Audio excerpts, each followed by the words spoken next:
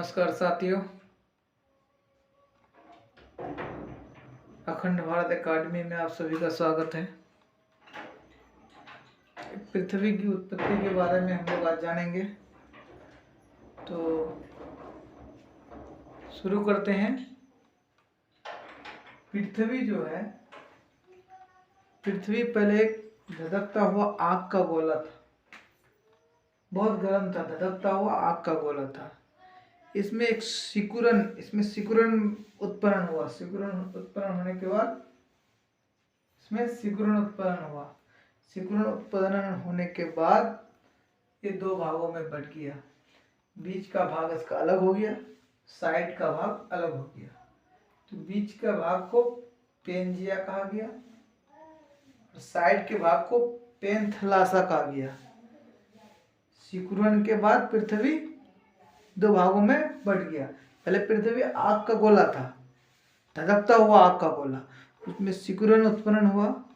सिकुड़न उत्पन्न होने के बाद वो दो भागों में बट गया। दो भागों में बट कर बीच का भाग पेंजिया कहलाया और साइड का भाग पेनथलासा कहलाया। फिर ये आगे चल के दो भागों में बट गया। जो ऊपर वाला भाग अंगारा लैंड या लोरेशिया कहलाया। अंगारा लैंड यानी फिर ये दो भागों में बट गया। जो ऊपर का भाग है ये अंगारा लैंड या लोरेशिया कहलाया और नीचे का गोंडवाना लैंड या जम्बू द्वीप कहलाया। ठीक है। और ये जो बीच में ये दोनों जो टूट के अलग हुआ, तो बीच में जो ये खाली जगह बना जहाँ पर हम एक का दिए हैं, मतलब एक कोड वर्ड दिए हैं, ये एक टैथिस सागर से के नाम से एक सागर बन गया। ठीक है। और पृथ्वी जियोड है, यानी पृथ्वी का ये इतना इस रूप से वो इस रूप में आया, यानी बहुत पहले धधकता हुआ एक आग का गोला था, फिर उसमें सिकुड़न उत्पन्न हुआ, तो फिर वो बीच वाला भाग उसका अलग हो गया, साइड वाला अलग हो गया। बीच वाले को पेंजिया कहा गया, ऊपर वाले को पेनथलासा कहा गया। फिर ये दो भागों में बटा उसका, तो ये ऊपर वाला भाग अंगारा लैंड, बीच नीचे वाला भाग गोंडवाना लैंड कहलाया। तो इस तरह से पृथ्वी जो अपने जो स्वरूप में अभी जो आया, तो ये जियोड जैसा है, मतलब इसको जियोड बुलाया जाता है। पृथ्वी कैसा है? पृथ्वी किस रूप में है? जियोड में है। जियोड का मतलब कहीं ऊबर कहीं खाबर, लेकिन हम लोगों को पृथ्वी ग्लोब में जो दिखाया जाता है, ये पूरा इस तरह से दिखाया जाता है। ऐसा क्यों दिखाया जाता है? मतलब अध्ययन की दृष्टि से, मतलब अध्ययन सही से कर पाए, इसलिए इस तरह से दिखाता है।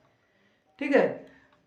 अध्ययन के दृष्टि से, अध्ययन को मतलब अध्ययन करने में सहूलियत हो, आसानी हो, इसलिए इस तरह से दिखाता है। ठीक है। तो पृथ्वी यानी प्लेट का जो सिद्धांत तीन विद्वानों ने दिया। प्लेट का सिद्धांत यानी पृथ्वी क्या है?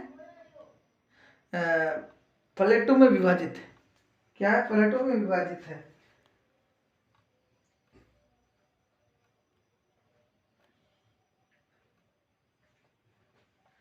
टेलर ने महाद्वीपीय सिद्धांत दिया था।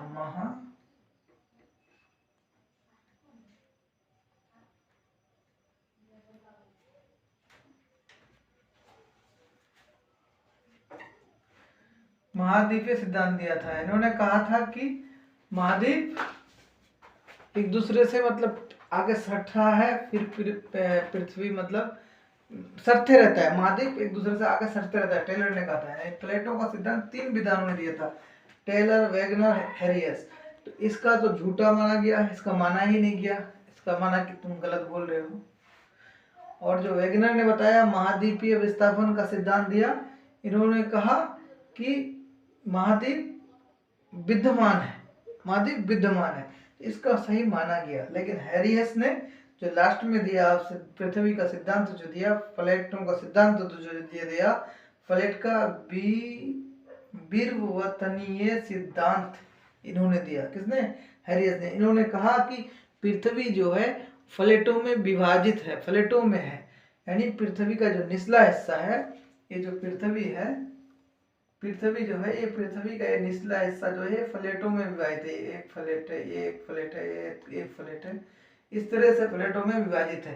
तो ये जो फ्लैटों में है, ये मान के चलिए ये ऊपरी भाग फ्लैट है, तो ये इसका जो मतलब क्या बोलते हैं, लंबाई है, गहराई है, ये 100 किलोमीटर बताया। किसने बताया? हैरियस ने बताया। ये 100 किलोमीटर है, 100 किलोमीटर। इसी के ऊपर 100 किलोमीटर है। तो यहाँ पर एक सवाल बनता है कि समुद्र कैसे फिर है, क्या है, हम बता रहे हैं। सबसे पहले हैरियस ने क्या बताया?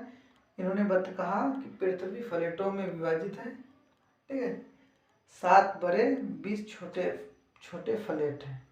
इसकी मोटाई 100 किलोमीटर तक है।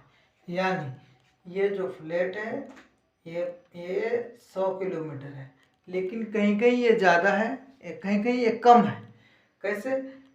मान के चलिए ये पृथ्वी है, लेकिन यहाँ ऐसे है, क्योंकि यहाँ समुद्र है। तो इसका मोटाई कम ना हुआ, इसका गहराई कम ना हुआ, इसका गहराई कम ना हुआ। तो जहाँ समुद्र है वहाँ प्लेटों का मोटाई कम है, ठीक है। तो आइए पहले इसका एक स्क्रीनशॉट ले लिया जाए, फिर देखते हैं।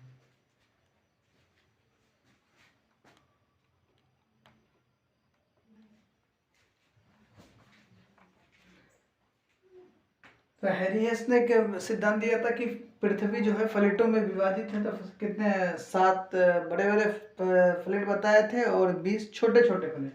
तो आज ही हम लोग फ्लैटों को जानते हैं। तो ये अफ्रीका फ्लैट है। क्या है? अफ्रीका फ्लैट, ठीक है। अफ्रीका फ्लैट में बीच में अफ्रीका फ्लैट क्या है कि ये इधर से गतिमान है, इधर से गतिमान है, ठीक है। और ये साइड इसका इधर जा रहा है, जिस कारण यहाँ भारतीय फ्लैट है, यानी हिंद फ्लैट है। हिंद फ्लैट ये जब इधर आगे बढ़ता है तो हिंद फ्लैट को ये धक्का देता है, तो हिंद फ्लैट भी आगे बढ़ने लगता है। तो हिंद फ्लैट आगे बढ़ेगा तो फिर ये नेपाल वाला फ्लैट जो उसको धक्का देता है। नेपाल वाला फ्लैट आगे नहीं बढ़ पाता है। आगे वाला फ्लैट जो यूरोपीय फ्लैट है ये स्थिर है, इसको धक्का नहीं दे पाता है, क्योंकि वो बहुत बड़ा फ्लैट है, जिस कारण ये इसको नहीं हिल पाता है, ये नहीं रुका हुआ रहता है। ये इसको धकेलता है, उसको धकेलता है, और ये नेपाल वाले को धकेलता है। नेपाल वाला आगे नहीं बढ़ पाता है, जिस कारण वहाँ पर हलचल होने लगता है और भूकंप महसूस होता है। फ्लैटों में विभाजित होने के कारण फ्लैट एक दूसरे से, ये फ्लैट गतिमान है, एक दूसरे से टकराता है, एक दूसरे को धक्का देता है, एक दूसरे से टकराने के बाद कभी कभी एक दूसरे के ऊपर ऐसे चढ़ जाता है, जिस कारण वहाँ पर पृथ्वी पर, जहाँ पर ऐसा होता है वहाँ पर पृथ्वी के ऊपर हलचल महसूस होती है। उसे ही भूकंप कहते हैं। भूकंप इस तरह से होते हैं। अच्छा, तो ये अफ्रीका जो फ्लैट है, अफ्रीका फ्लैट यहाँ से कट रहा है, यानी ये जो है 2 भागों में कट रहा है। ये फ्लैट जो है थोड़ा इधर गतिमान है, थोड़ा इधर गतिमान है, ये कट रहा है, ये फ्लैट कट रहा है। तो फ्लैटों का मोटाई कितना है? ये ऑस्ट्रेलिया है, फिलहाल ऑस्ट्रेलिया को हटा देते हैं हम, पृथ्वी को देखते हैं। फ्लैटों का मोटाई कितना है? 100 किलोमीटर, ठीक है। तो ये 100 किलोमीटर के बाद 100 किलो फ्लैट का जो मोटाई है 100 किलोमीटर, ये उसके नीचे क्या है? ये जो फ्लैट है इसमें 20 फ्लैट जो है, मतलब पृथ्वी का मान के चले 20 हिस्से में जो है, ये छोटा छोटा और 7 बड़े बड़े हिस्से में जो है ये है, ये गतिमान है। ये गतिमान है तो ये किस पर गतिमान है? या द्रव तरल अवस्था में ये हिस्सा है, ठीक है। आगे बताएंगे आपको। ये द्रव और तरल अवस्था में है, इसी के ऊपर ये विद्यमान है।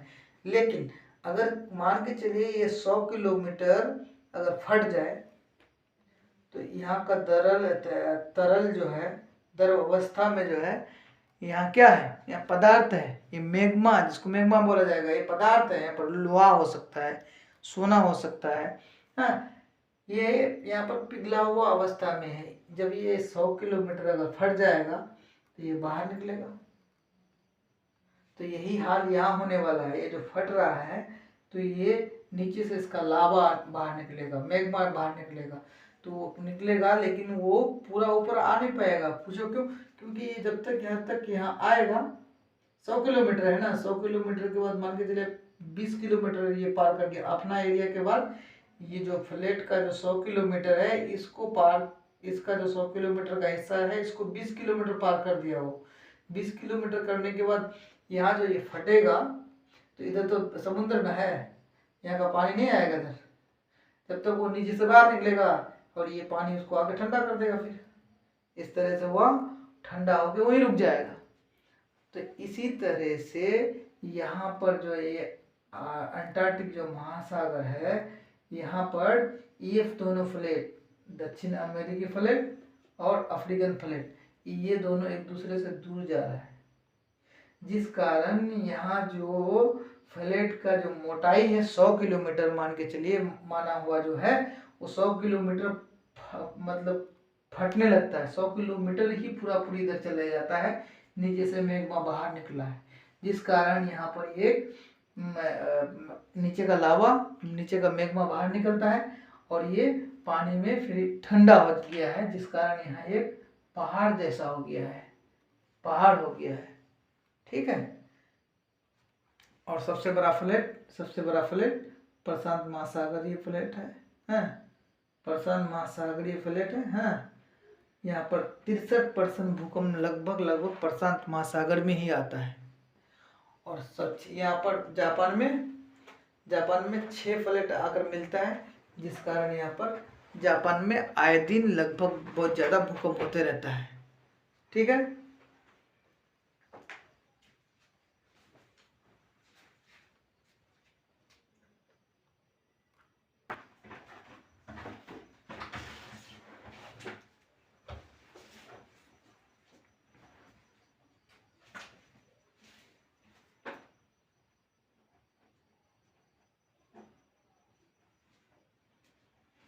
पृथ्वी ऐसा है, पृथ्वी को अगर इसका थोड़ा सा इससे अगर काट के निकाला जाए ऐसा बनेगा। तो पृथ्वी को इसका 3 भागों में बांटा गया है।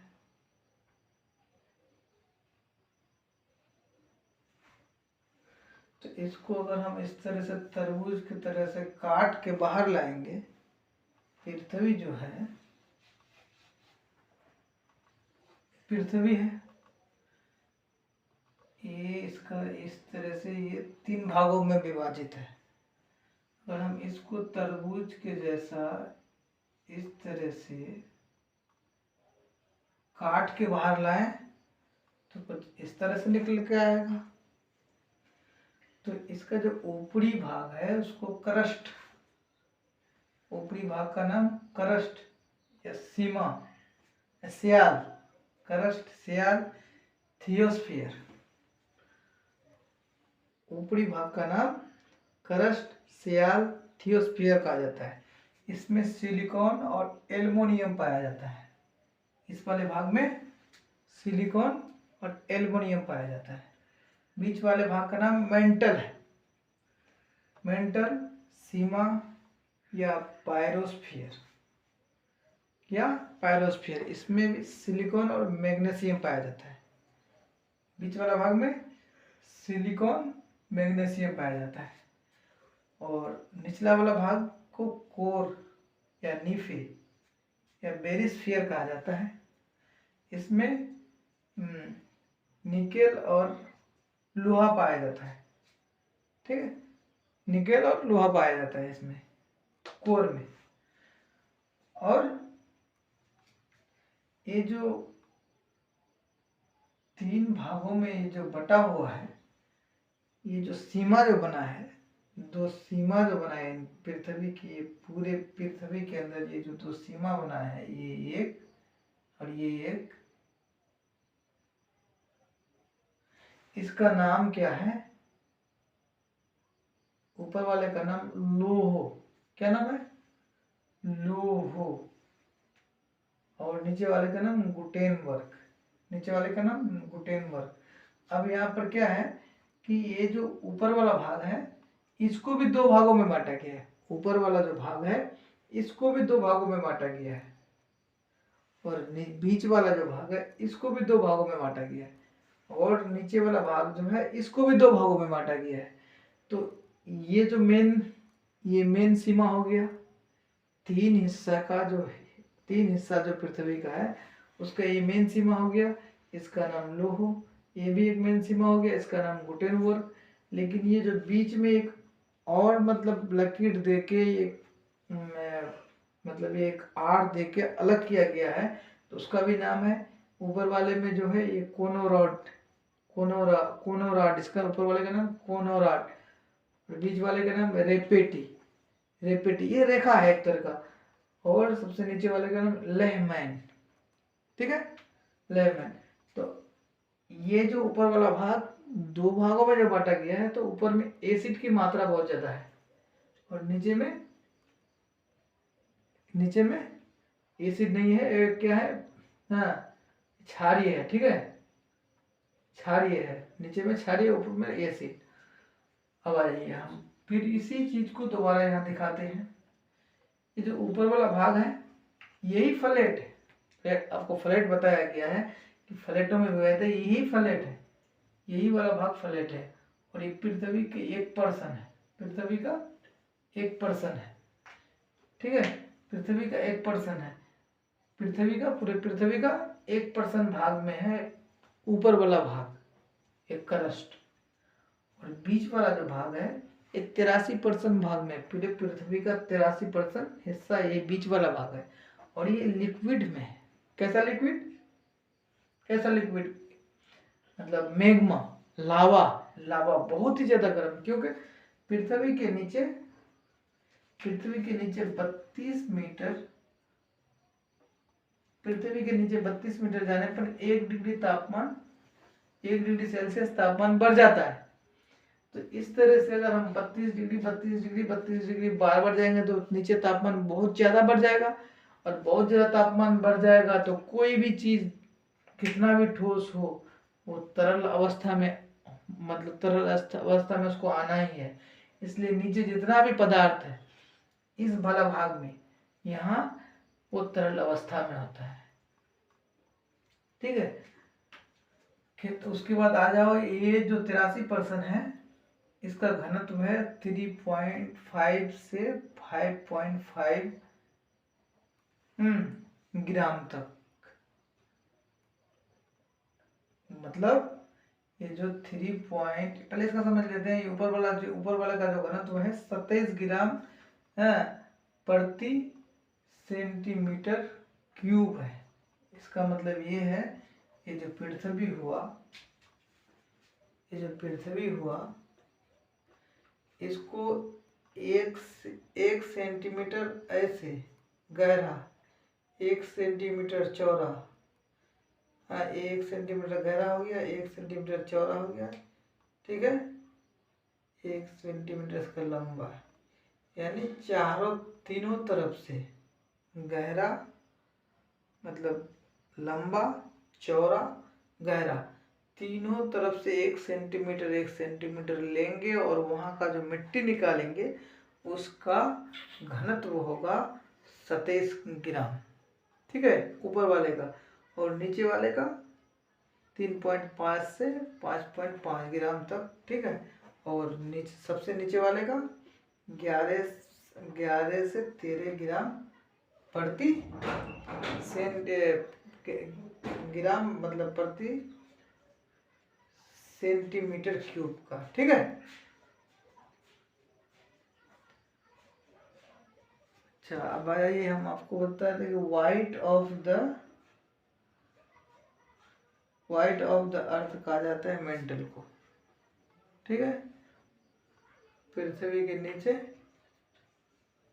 32 मीटर जाने पर 1 डिग्री सेल्सियस तापमान बढ़ जाएगा, और इसकी जो मोटाई है, क्योंकि भाई इसी के ऊपर ना सागर है, ये ऊपर वाला भाग है, तो इसी के ऊपर ना सागर है, कहीं सागर जहाँ है वहाँ थोड़ा गहरा, इस तरह से ना होगा, यही ना सागर होगा, महासागर, सागर, महासागर। तो यहाँ का मोटाई कम, तो यहाँ का मोटाई इतना ज्यादा हुआ ना, तो मोटाई, सागर का मोटाई 5 किलोमीटर तक होता है। ठीक है, और महाद्वीप का 30 किलोमीटर तक। ठीक है, और इसका मोटाई लगभग 2900 किलोमीटर है। तो ठीक है, आज का क्लास यहीं तक हम लोग रहने देते हैं। अगला क्लास में हम लोग भूकंप को देखेंगे।